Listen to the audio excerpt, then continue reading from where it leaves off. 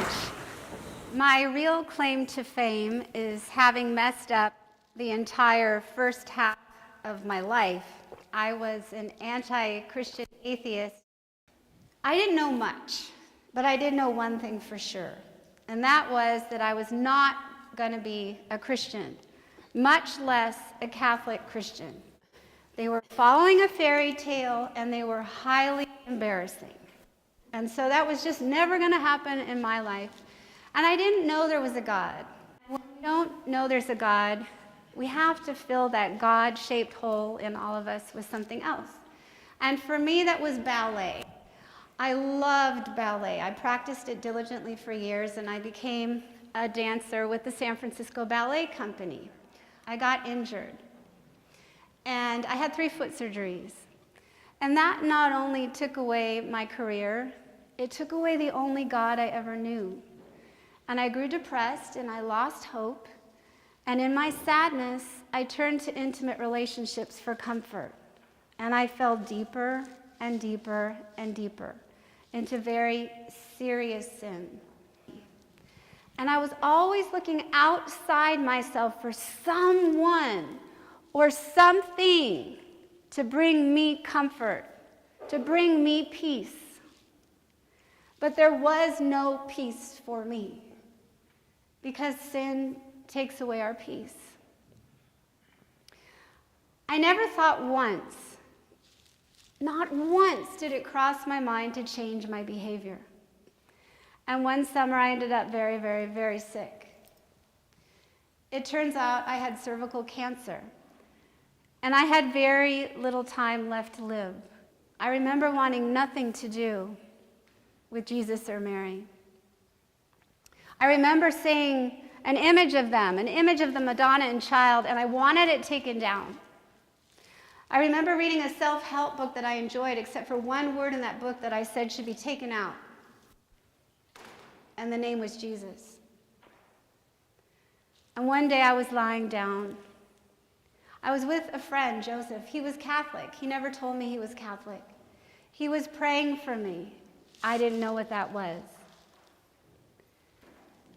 And as he was praying, I felt this beautiful presence around me and within me. And I heard a loud pop inside of my body.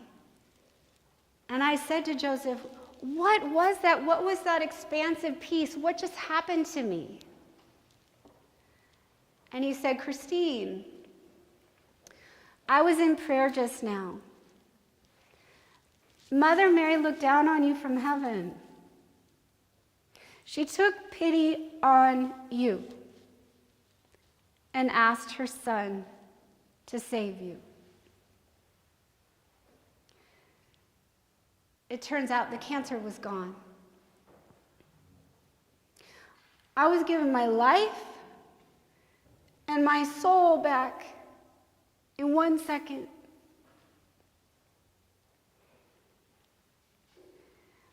I hated the names and the images of Jesus and Mary. But it turns out they always just loved me. They don't know how to do anything but love. A few days after I was healed and saved, I heard this beautiful symphony in his room, and I was like, well, let me see, maybe there's a band outside. No. Let me see, maybe there's something down the hallway in his house. No. Maybe there's a clock radio that fell under the bed. No. And then I sat down and I realized, oh my, this beautiful music is coming from inside of me, because just one sinner was saved. And heaven was letting me in on their celebration of my salvation.